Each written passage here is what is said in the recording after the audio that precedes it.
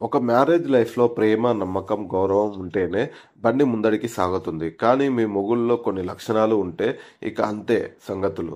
మీ కష్టాలు మొదలైనట్టే. అవేంటో తెలుసుకోకపోతే మీ బతుకు నరకమైపోతుంది. అవేంటో ఈరోజు వీడియోలో చూద్దాం. స్వార్థం ఎక్కువ. మీ మొగుడు ప్రతిదీ తన గురించే ఆలోచిస్తాడా? మీ మాటలు, మీ అవసరాలు అస్సలు పట్టించుకోడా? అయితే అది స్వార్థం గుర్తింపు. అంటే ఇంట్లో ఏ నిర్ణయం తీసుకున్నా తనకి లాభం ఉండాలని చూస్తాడు. కోపం ఎక్కువ. ఎప్పుడూ కోపంగా ఉండటం, చిన్న చిన్న విషయానికి కూడా నెగెటివ్‌గా మాట్లాడడం, గొడవలు చేయటం ఇవన్నీ సమస్యలను పెంచుతాయి.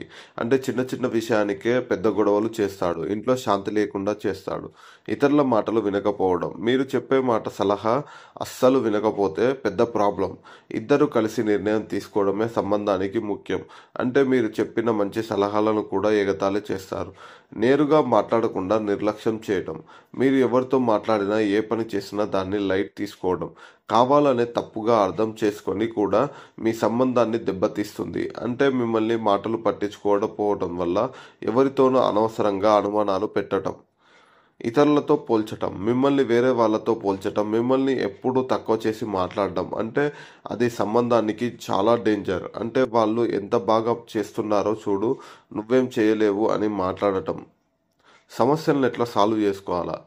మాట్లాడడం ముఖ్యం. మీ మనసులో ఉన్నది చెప్పండి. మీకు అనిపించిన సమస్యలను నెమ్మదిగా చెప్పండి. కౌన్సిలింగ్ తీసుకోండి. అవసరమైతే వేరే వేరే సలహాలు తీసుకొని కూడా మంచిదే. ఓపిక పట్టండి. కొంచెం టైం ఇవ్వండి. సంబంధం బాగుండాలంటే ఇద్దరు ప్రయత్నించండి. మీ మొగుళ్ళో ఈ లక్షణాలు ఉంటే మీకు కష్టాలు ఎదుర్కోవడానికి రెడీగా ఉండండి.